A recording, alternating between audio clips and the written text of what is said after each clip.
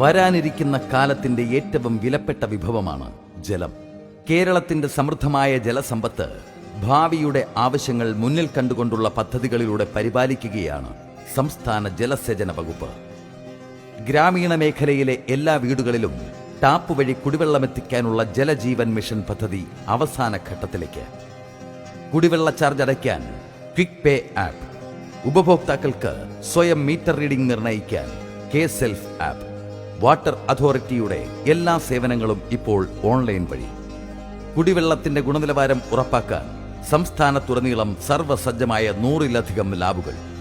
ഓരോ വിളകൾക്കും ദിവസേന വേണ്ട വെള്ളവും വളവും വിനിമയ നഷ്ടമില്ലാതെ വേരുപടലങ്ങളിലേക്ക് നേരിട്ടെത്തിക്കുന്ന സൂക്ഷ്മ ജലസേചന രീതിക്ക് 11 ഇടങ്ങളിൽ വിജയകരമായ തുടക്കം.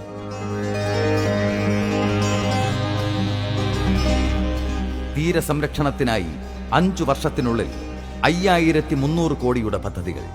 65 കിലോമീറ്റർ തീരത്തിനും അടിയന്തര സംരക്ഷണം. കടലേറ്റ ഭീഷണിയിലായിരുന്ന ചെല്ലാനം ഉൾപ്പെടെ നിരവധി തീരങ്ങൾ ഇപ്പോൾ പൂർണ്ണമായ സുരക്ഷിതത്വത്തിലേക്ക്.